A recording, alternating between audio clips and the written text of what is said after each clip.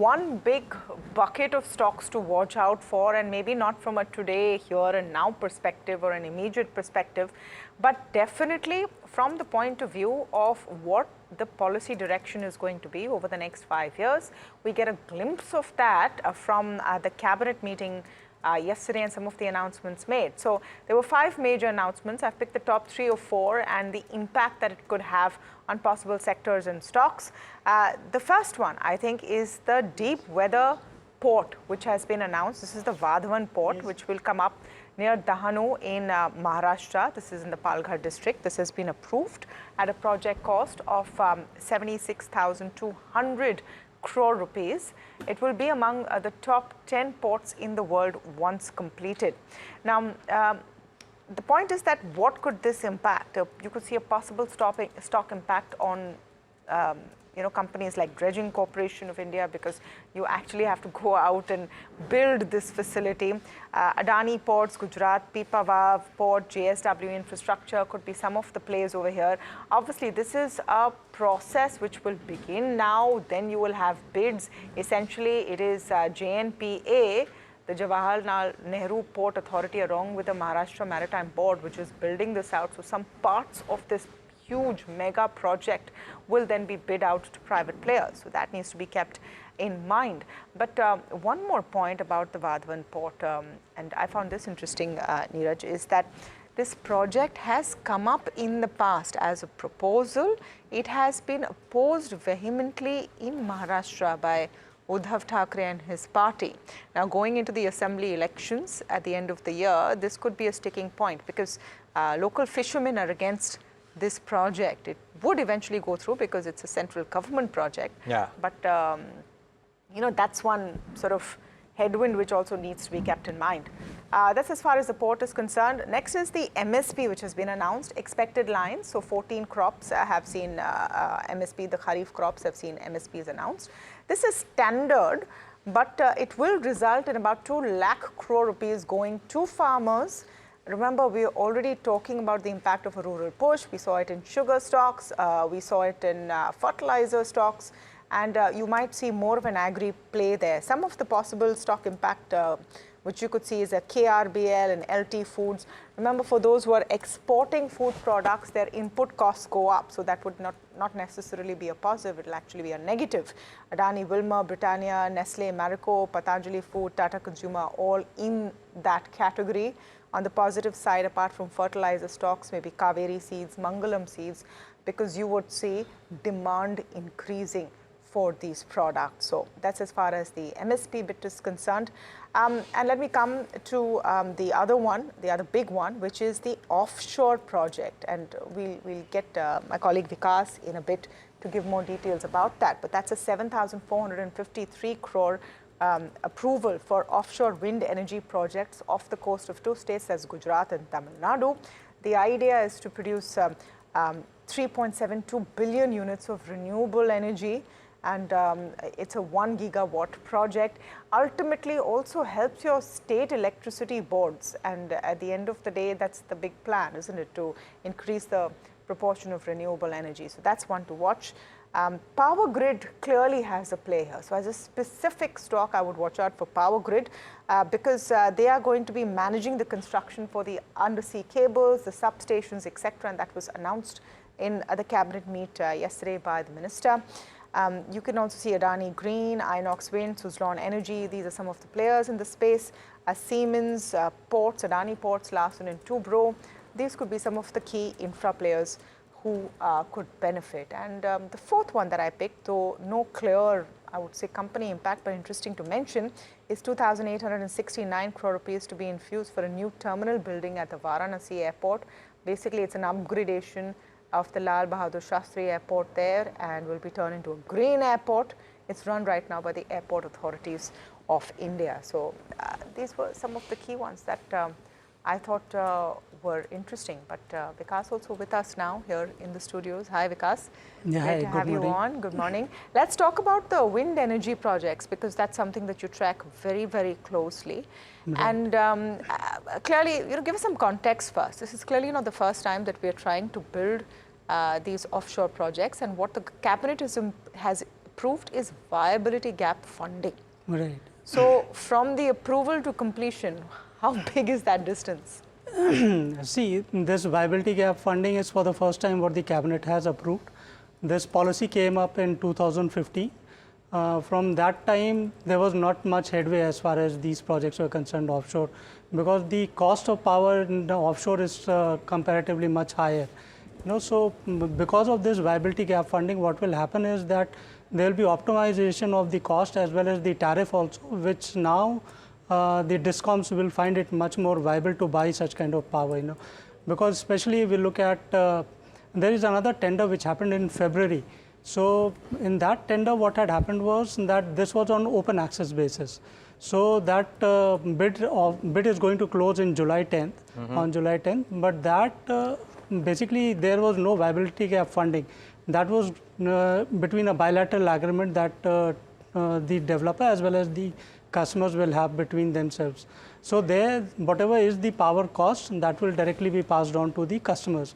But in viability gap funding, what will happen is that the project cost, because say if the two power projects of 1000 megawatt will cost 7,400 crore rupees. So that means 7.4 crore is the cost of per megawatt, which compared to an onshore project is almost 2 crore more. Right, exactly. So that's going to make the tariff much higher. So what the VGF will do is to bring down that cost and optimize that cost and also the tariffs. By how much does it come down by? Any idea? It will come down, what the minister yesterday was saying was that the tariff will come down to 5 rupees. Also, they bring it down almost to the level at which the onshore project. Yeah, so they are saying it, but how much viable that projection is, I am not sure. Okay. Because the cost is almost, the tariff is coming at 9 to 10 rupees or 8 to 9 rupees. To bring it down to 5 rupees, I think it's still, something that we need to see and watch out. Got it. Because just one quick, so you said that some of these are unviable, but now VGF, it could become viable. Is this the first of many that could be anticipated? What are conversations with players suggesting? Yeah, so that is what is expected. I mean, the VGF might give some benefits, but how much that we need to see, because these two projects will come up over a period of time. It will take some time. Of course, yeah. So maybe that viability is something that we need to check over a period of time. Just trying to understand in terms of process, what is the scope for private players? We're trying to understand listed company impact also this morning. So we know Power Grid is going to build some of the key infrastructure around. Right. Since this is going to be part of the huger Gati Shakti plan, which is your, connecting your logistics, you're going to have some road and railway participation as well. So what is the larger infra play here and the kinds of companies that could be involved? So this you're talking from what perspective? From the Vadhavan Port perspective? Yes, yes. Yeah, from the Vadhavan. So yes, I mean, if we look at the offshore, you were talking about Power Grid. Yeah. So Power Grid will lay the undersea cable and they will also do the offshore substations. So that definitely will help Power Grid over there as far as, getting these infrastructure projects are concerned. And as far as Suzlon, which is the producer of turbines, offshore turbines, also they will be manufacturing, so they are going to benefit. Inox Wind is there. So right now the maximum capacities that they are building is almost 3 to 4 megawatt size of turbines. Exactly. But now this will give them the opportunity to get technology to manufacture almost 10 to 15 megawatt size of offshore. Yeah. So that's what brings the efficiency to this. Just one question, Vikas. The quantum of orders that are there based on the plans that the government has, even for onshore wind power projects, Suzlon and Inox Wind still have their hands full. Do they have the capacity to be able to go out and execute this newer size turbine? No, they will have to. They will have to increase their capacity, and offshore wind sizes or the turbine sizes are 15 megawatt, which we don't have that technology right now. Right now, they are dabbling in 3.2 and 4, right? And even Adani is come up with new ones which are 4 megawatt. Right. So you can imagine the difference between 15 gigawatt and 4 gigawatt. Got it. So we will have to have participation from Vestas and other global players as well as in this. So that's why it's going to be international competitive bidding. Okay, so interesting. So these are the big mega projects which are going to, move the economy in that sense. Now, obviously, as with all of these things, execution and the detail to execution becomes the key. But let's just play out for you what the minister was saying. Ashwini Vaishnav, who's I&B minister, was making these announcements at the cabinet meet yesterday. Take a look. इस port से estimate किया जा रहा है कि करीब 12 lakh employment generate होगा. करीब 12 lakh employment opportunities will be created by this port. This is going to be a mega terminal and this will be an integral part of the IMEC corridor. जो India middle east corridor है उसका एक integral part ये port होगा. इसमें 9 container terminals रहेंगे जिसमें mega vessels आएंगे, मेगा कंटेनर वेसल्स आएंगे. वेसल यानी शिप, मेगा कंटेनर शिप्स इसमें आएंगी. 4 मल्टीपर्पस बर्थ रहेंगी, 4 लिक्विड कार्गो बर्थ रहेगी यानी पेट्रोलियम इंपोर्ट हो गए, ऑयल इंपोर्ट हो गया, इन सब के लिए. एक रोरो बर्थ रहेगी. रोरो बर्थ यानी जिसपे गाड़ी आए और शिप के अंदर सीधी बैठ जाए यानी ऑटोमोबाइल एक्सपोर्ट्स के लिए काम आएगी ये. और एक कोस्ट गार्ड की बर्थ रहेगी. It's going to be a very big port. It will be constructed by the joint venture of Jawaharlal Nehru Port Authority and Maharashtra Maritime Board. इसका कंप्लीट कंस्ट्रक्शन 2 फेजेस में होगा. Phase 1 जो 2029 तक complete होने का plan है, उसमें 15 million TU capacity create की जाएगी और उसके बाद में फेज 2 में अनदर 8 मिलियन टन्स करके टोटल 23 मिलियन टन्स की 23 मिलियन TU की कैपेसिटी इसमें क्रिएट की जाएगी. ये पोर्ट कंप्लीट होने के बाद में वर्ल्ड के टॉप 10 पोर्ट्स में से एक होगा. This port has the potential to be among the top 10 ports in the entire world. That's the significance of this port. All right. So we talked a bit about the offshore wind energy projects. Let's get to the big one, which is the Vadhavan Port. And Anushi is joining us to share key details on this. Yes, Anushi. Morning, Tamanna. So as mentioned, this is going to be one of the top 10 major ports globally. Now, the cabinet has approved the 76,000 crore of investment over year, which will include the land acquisition cost as well.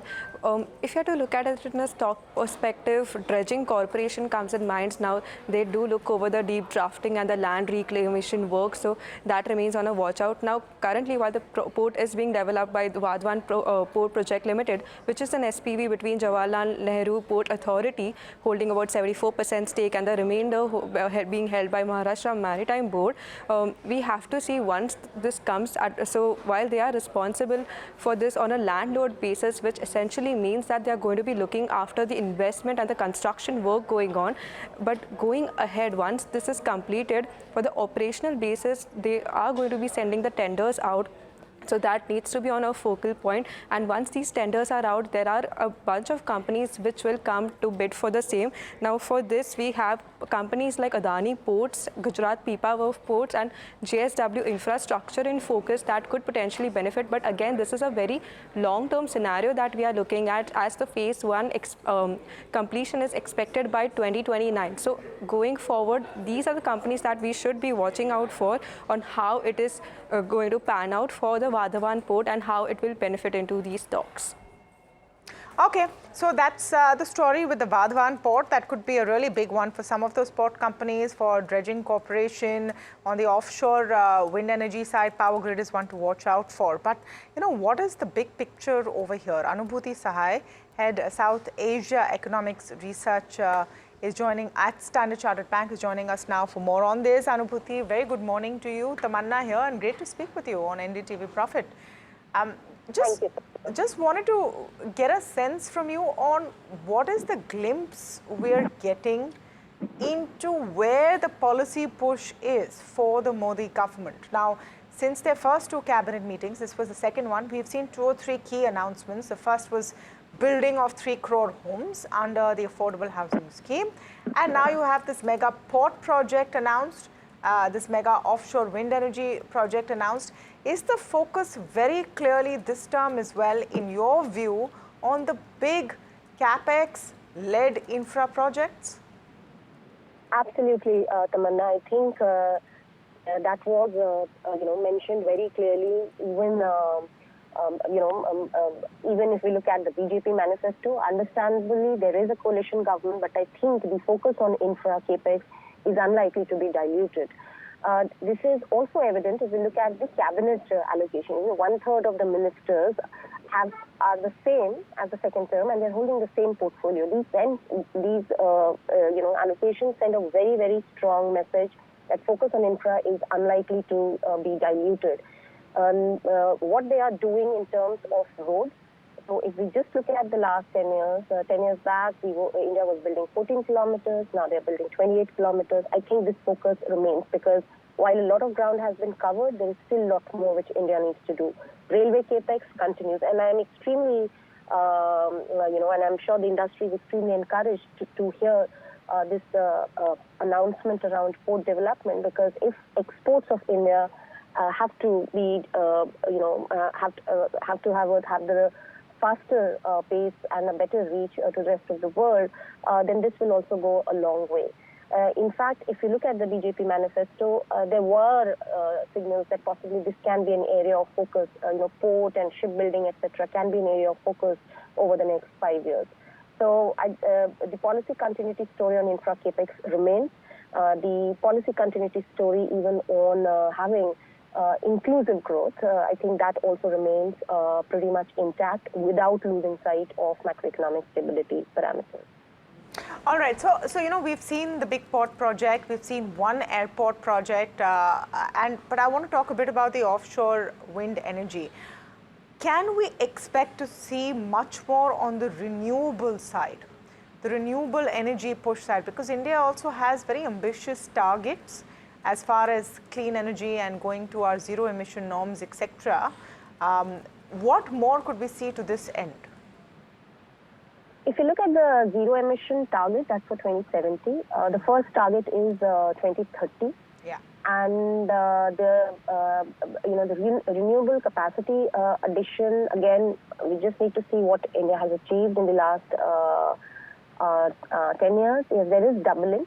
But of course, the pace of execution needs to increase further because India has this whole target of adding 500 gigawatts of renewable energy by 2030, and probably that would require almost doubling the pace at which we are adding renewable capacity at this point in time. So that is something, the measures which can go towards fast-tracking addition of capacity, that is required. But I think addition of capacity is just one part of the story. Equal amount of push is also needed to ensure that the transmission mechanism is revamped because the renewable energy is variable, and if just having capacity will not help, we need to ensure that the transmission mechanism is put in place. And if we drill down further lower, then it has to also start with reform of state electricity boards, because power tariffs are still highly subsidized, and state electricity boards are also sitting with debt level which needs to be resolved to ensure that if renewable capacity is there, it is getting passed on or transmitted to meet the needs of the economy, and the producer is compensated properly to be incentivized to keep on adding more capacity as the economy grows. Just one last point, Anubhuti, and the context is also, because we're speaking in this morning before markets open. So just trying to understand which are the sectors which will be completely at the forefront of these projects. Would it be safe to say public sector banks definitely will be in terms of funding some of these projects, apart from your large infrastructure players? That would be a difficult question for me to answer, Tamanna, but I think it has to be a mix of market as well as, banks, because these are long gestation projects. And for any long gestation infrastructure projects, reliance simply on banks doesn't work. So I think it will be a healthy mix, and it will, market funding or offshore borrowing will also play an important role. Right. Thank you so much, Anubhuti, for joining us this morning. Anubhuti Sahai of Standard Chartered Bank, talking about what is the kind of impact we could see of these large project decisions.